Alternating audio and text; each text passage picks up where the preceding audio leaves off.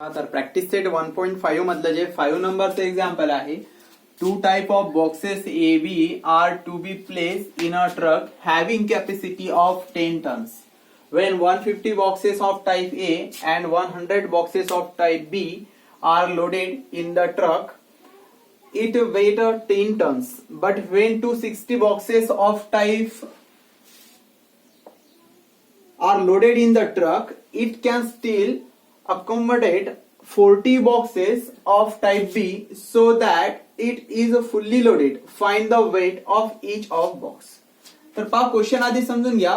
दोन प्रकारचे बॉक्सेस आहेत. समजा ए टाईपचा बॉक्स आहे, बी टाईपचे बॉक्स आहे, ज्यांना आपण एका ट्रक मध्ये भरू शकतो. तर त्या ट्रकची जी कॅपॅसिटी आहे ती 10 टनची आहे.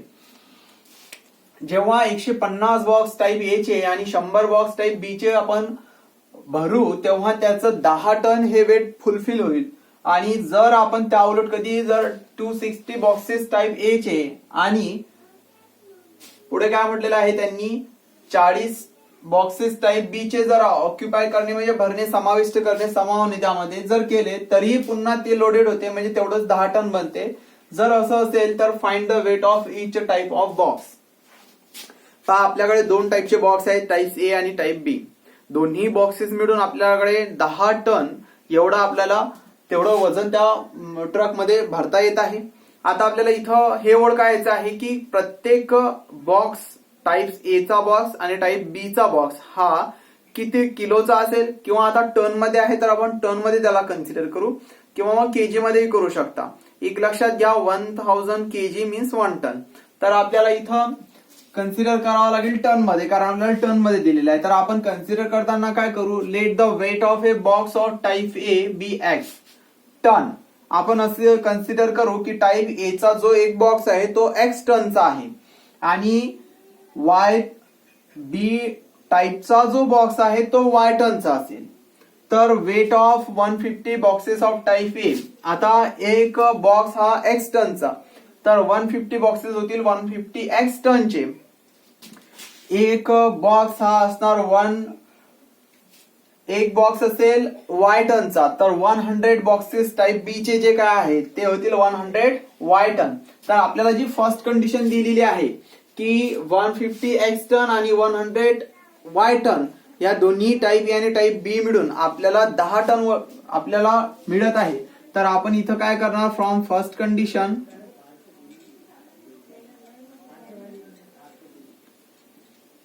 पहा पहिल्या कंडिशन मध्ये या दोघां मिळून म्हणजे 150x plus 100y is equal to 10 ton ही आपल्याला फर्स्ट कंडिशन मिळणार. तर याला इक्वेशन 1 देण्याआधी इक्वेशन 1 घेण्याआधी याला आपण 10 ने डिवाइड करू शकतो.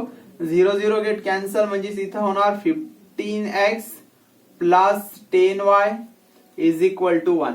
आता याला इक्वेशन नंबर 1 कन्सिडर करू. अशाच प्रकारे इक्वेशन नंबर 2 आपल्याला काय मिळणार, 260 बॉक्सेस ऑफ टाईप ए म्हणजे 260x from second condition. Second condition ही अशा प्रकारेच आपण कन्सिडर करूया.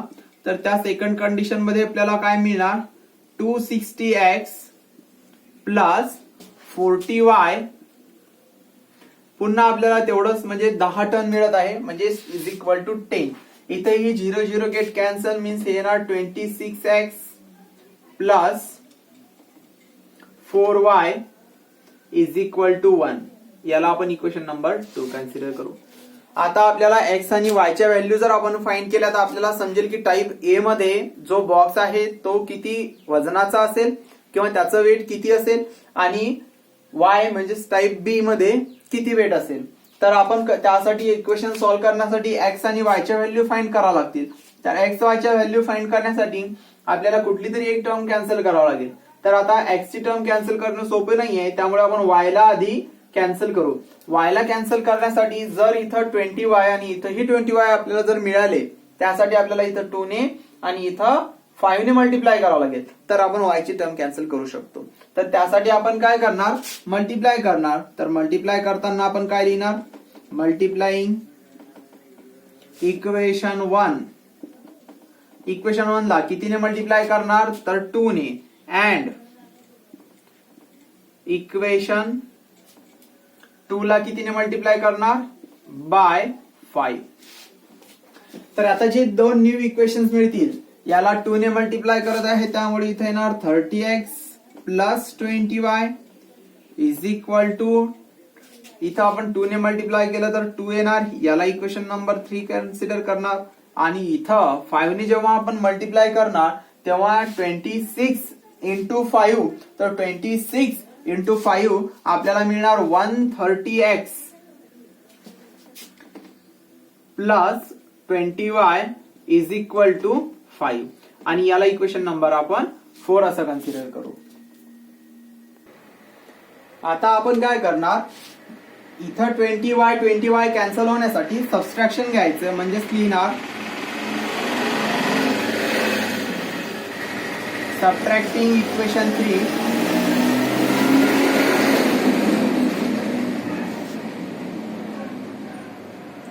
फ्रॉम 2. तर आता आपण फ्रॉम 4 सबस्ट्रॅक्शन घेऊया. तर सबस्ट्रॅक्शन घेताना काय करणार आपण, तर आता आपल्याकडे बोर्ड कमी आहे, तर पहा आपण क्वेश्चन मोडत आहे आणि आपण पुन्हा इथं कंटिन्यू करूया. तर आता आपण हे जे इक्वेशन आहे सबट्रॅक्टिंग 3 फ्रॉम इक्वेशन 4, तर आपण इक्वेशन 4 मधून इक्वेशन 3 सबट्रॅक्ट करणार.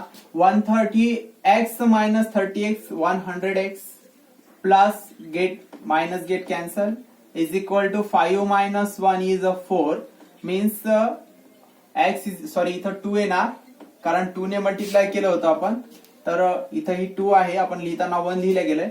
तर 5 मायनस 2 इज 3. तर x ची व्हॅल्यू आपल्याला इथून मिळत आहे x is equal to 3/100 ton. आता ही जी व्हॅल्यू आहे ही टन मध्ये आहे, याचा अर्थ होणार ते 0.03 टन. x म्हणजे आपल्याला मिळालाय 0.03 टन, म्हणजे तो होणार 30 kg. म्हणजे ए टाईपचा जो बॉक्स आहे तो 30 kgचा असेल, परंतु आपण टन मध्ये घेतलाय, तर x is equal to 3/100 ton मध्ये आपल्याला मिळाला. आता y ची सुद्धा व्हॅल्यू आपण टन मध्येच फाइंड करू. Put x is equal to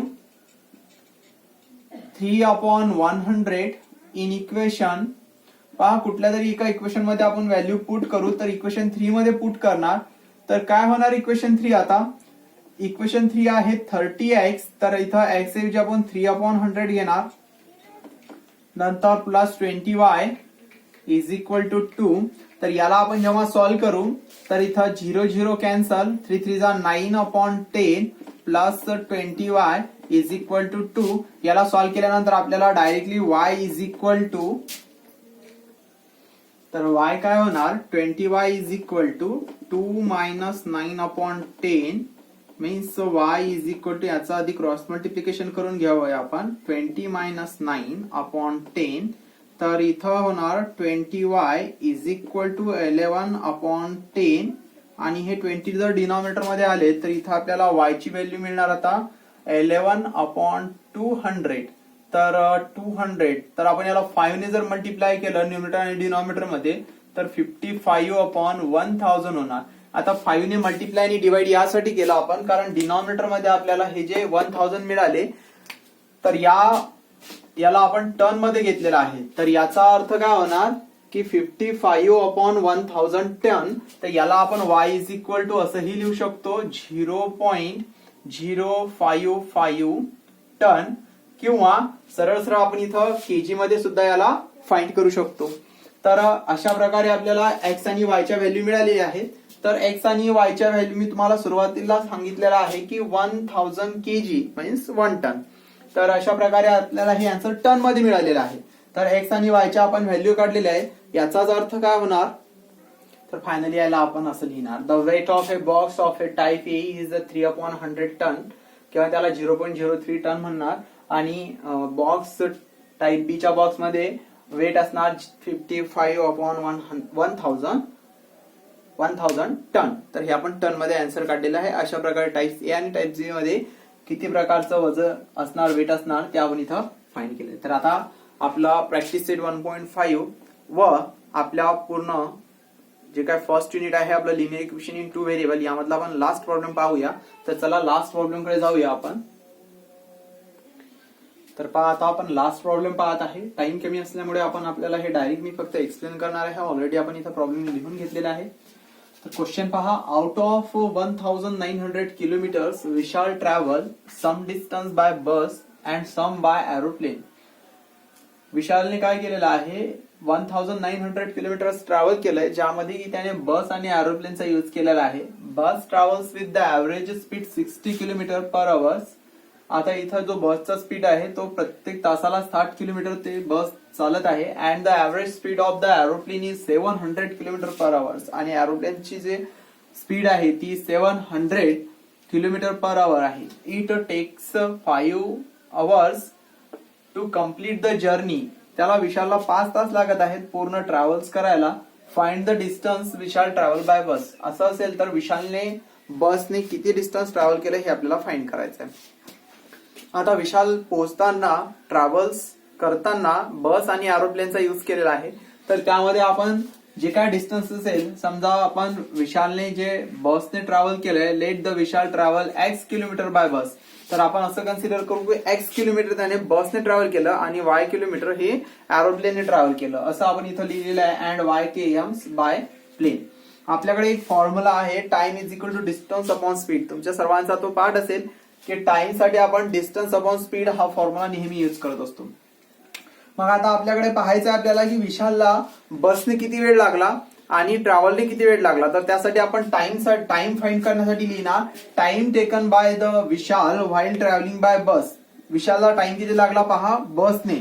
तर आपल्याकडे बसने जे ट्रॅव्हल्स किंवा जे डिस्टन्स त्याने फाइंड जे काय ट्रॅव्हलिंग केले ते x आहे आणि स्पीड 60 किलोमीटर आहे.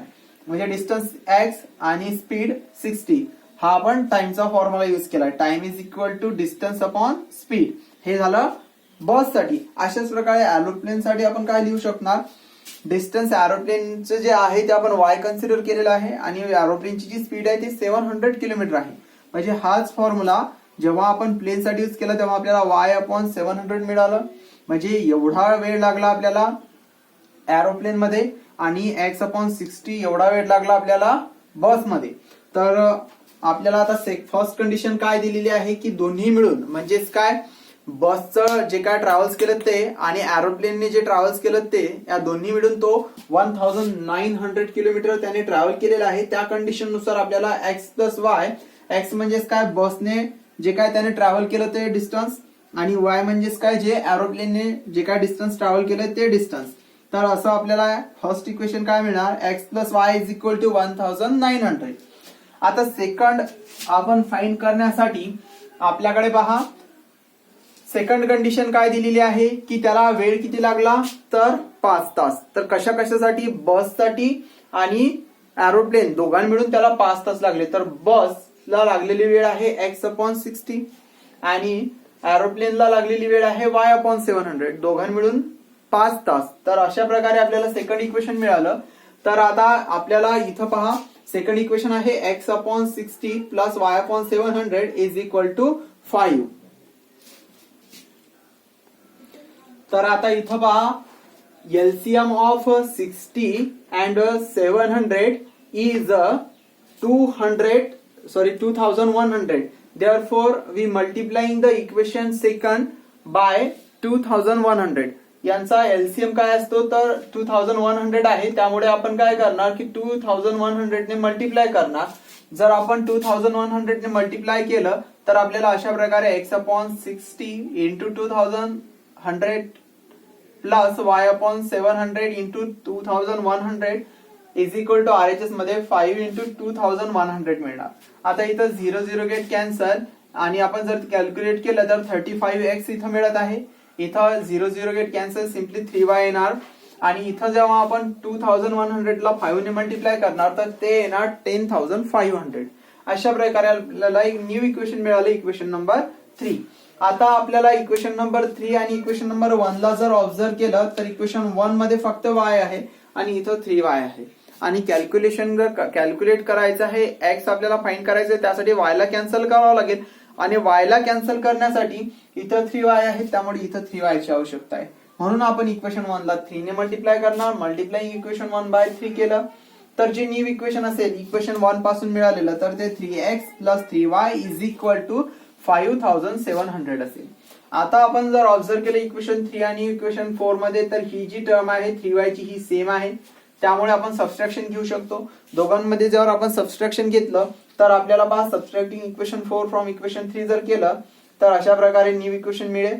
या दोघांचं सबट्रॅक्शन जर केलं तर आपल्याला पहा 35x minus 3x means 32x, 3y get cancel, 10,500 minus 5,700 ते तर 4,800. इथून x ची व्हॅल्यू मिळणार x is equal to 4,800 upon 32 आणि याला कॅल्क्युलेट केलं तर ते येतं 150. आता ही झाली x ची व्हॅल्यू. मग आता y ची व्हॅल्यू फाइंड करायची का, तर आपल्याला x म्हणजेच काय आहे, तर x म्हणजे आहे विशाल travel x kilometre by bus, म्हणजे विशालने जे काय बसने ट्रॅव्हल केलंय ते म्हणजे x किलोमीटर. आणि क्वेश्चन पहा काय आहे, find the distance Vishal travel by bus, म्हणजे आपल्याला विशालने फक्त बसने किती ट्रॅव्हल केलं तेच फाइंड करायचं आहे. एरोप्लेनने किती डिस्टन्स ट्रॅव्हल केलं हे फाइंड करायचं नाही, ते अगदी आपण सहज काढू शकतो. परंतु आपल्याला क्वेश्चन फक्त x ची व्हॅल्यू विचारलेली आहे, त्यामुळे आपला आन्सर इथपर्यंत सफिशियंट आहे. x म्हणजे आपला विशाल ट्रॅव्हल्स डिस्टन्स आहे जे की आपण आता फाइंड केलेलं आहे. म्हणजेच विशालने 150 किलोमीटर ट्रॅव्हल्स केलं बाय बस. अशा प्रकारे आपण हा प्रॅक्टिस सेट 1.5 मधला लास्ट क्वेश्चन सुद्धा इथं कम्प्लीट केलेला आहे. आज आपलं लिनियर इक्वेशन इन 2 व्हेरिएबल हे युनिट कम्प्लीट झालेलं आहे. तर युट्यूबच्या माध्यमातून ऑनलाईन क्लासच्या माध्यमातून तुम्ही सर्व 10वीचे विद्यार्थी आता आपला क्लास हा कंटिन्यू करणार आहोत. आणि तुम्हाला नक्कीच माझे व्हिडिओ आवडत असतील तर लाईक आणि सबस्क्राईब करायला विसरू नका. थँक्यू. पुन्हा भेटूया आपल्या नवीन युनिटसह. चला bye bye, see you again.